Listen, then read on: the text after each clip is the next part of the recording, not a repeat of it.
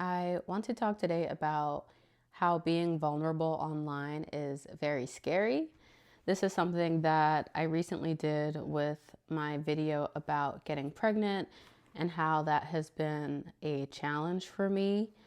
And if I'm being honest, I almost did not post that video. I made it and I sat on it for a while. I actually didn't post it for a few weeks, I think, or at least 1 week. And that was because I wasn't sure how it would be received. I had a fear of judgment. And I was like, is this too cringe? Am I turning into the person who cries on the internet? What will people think and who will see this? And I'm very glad that I posted it. This year, that is my best performing video, which tells me that this is what people want and this is what people are craving. And I think in our current society where we're in the realm of social media and AI, it's easy to get lost in the highlight reels of people's lives. And I think people just crave to feel a sense of belonging and being seen and being heard.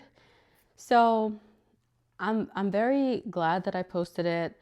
I got a lot of great comments in the comment section about other women who are going through the same thing. There was someone who's been trying for 5 months, so very close to like my trajectory of trying. There was someone, it's been 11 months. Another lady, she said she got married July 2024. So that's going on almost 2 years. And she's healthy, she's fit, never been on birth control, doesn't drink, doesn't smoke, which to me sounds like the perfect conditions to get pregnant. And yet, and still, all of us are navigating these waters together. I think one thing that people really crave is authenticity these days. And I want to give you an example of, when I talk about the highlight reel, I've done the same thing. So I have an Instagram and I post about one time a year and it's always a highlight. So, if I think back to the last few posts that I've put up, it's like I got engaged, I ran a marathon, I did Spartan, I ran another marathon, I went to like my bachelorette weekend, and then I got married, right? So this is a span of years, but what that time doesn't show is that I was struggling. My mental health was on the decline all throughout that time. I moved out of Philadelphia. That's where I was raised and I grew up. So I moved out of Philadelphia, I think, like mid 20s or between that 25-30 range. And I was struggling because I moved away from my family, my friends. I had nobody out by where I moved to. And not only did I moved in with well, at the time, was he my fiance yet? I think we were, I think we were engaged. I moved in with him and his daughter. So even though we were not married yet, I still felt that I had assumed that stepmom role. So I was struggling to navigate those waters.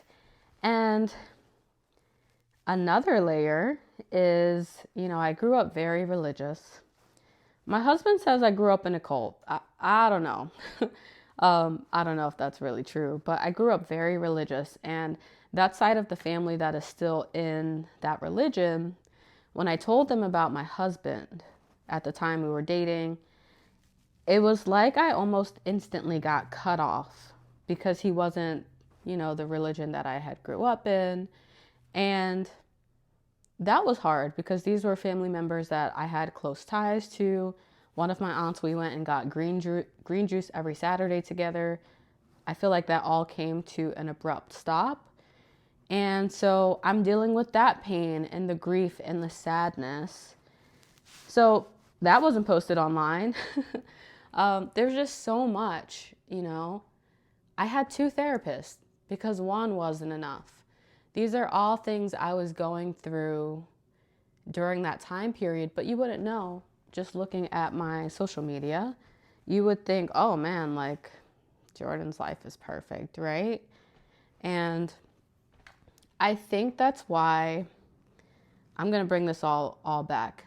I think that's why my video resonated with so many people, because we go to work, we come home, we're tired, and we barely have energy to do anything but, eat, maybe watch a show, get ready for the next day.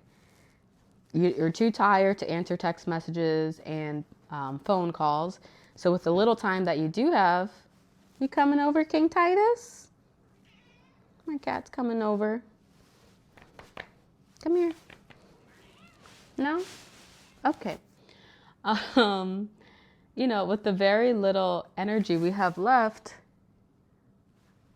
psst, psst, psst.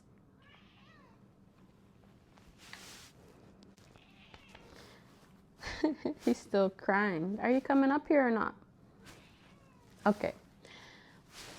With the very little energy we have left at the end of the day, we go on social media and then we see everyone else's lives and they seem so perfect. We see their highlight reel and then we feel bad about the lives that we're living. And we're like, man, does my life suck? Did I make the right decisions? And I think that video did much, much better than all of my other videos, because I kind of talk about those quiet moments or those quiet thoughts that we don't talk about out loud.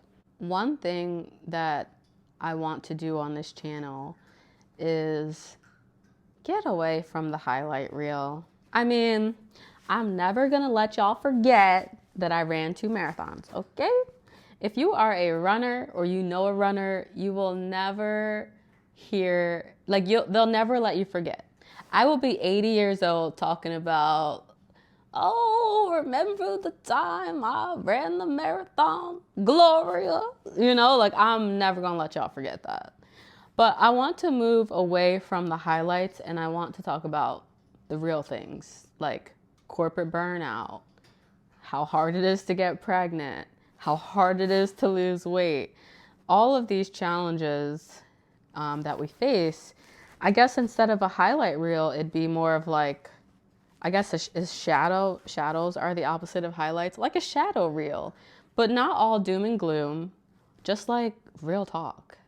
And talking about those challenges, but also talking through, like, what are we doing or what am I doing to combat those things or to move through it. So yeah, if you're interested in that, if you're interested in just having real conversations, then definitely subscribe to the channel. If you resonate at all, give this a like. I wanted to just briefly make this video because I think everyone craves realness now. In this day and age, everything is so polished, so curated. Hi, King Titus. You coming over now? No? Come here.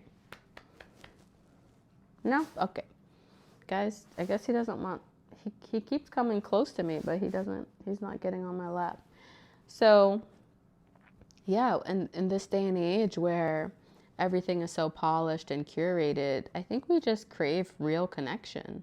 And I want to go back to the religion aspect for a moment, because when I stopped partaking in that religion, I felt like I lost a community, and I don't know how to gain that back. I don't know where to look for that. I don't know if I'm trying to build that through my channel. That cat just jumped up on the table. Give me a second. Get down. Y'all, having a cat, just for the record, my cat did this to my face. Can you see it? Let me get a little closer. Yeah. I talk about that, what happened in another video about how I'm not wearing makeup anymore to work. You can go check that out. But more than anything, I believe we all crave connection and community. And I don't know, I feel like I've lost that, but I also feel like I have a renewed sense of purpose, because I also feel that I lost my purpose a bit when I left that religion. And YouTube almost feels like it's giving that back to me, because I do love speaking, like public speaking. But I even asked myself the question before, like, what am I going to public speak on, and where and when and how? Like, I work a full-time job.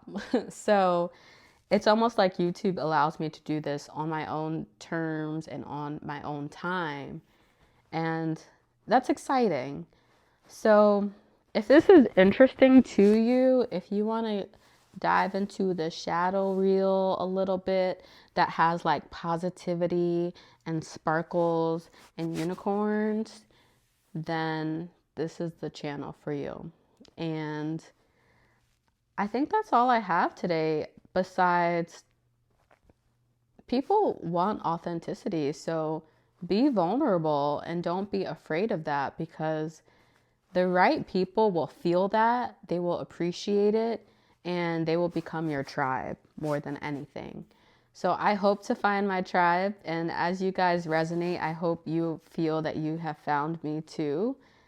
And like I said, hit that like button, subscribe, or drop a comment down below. And I look forward to talking to you later. I don't know. Yeah. I hope you have a great rest of your day. Bye bye.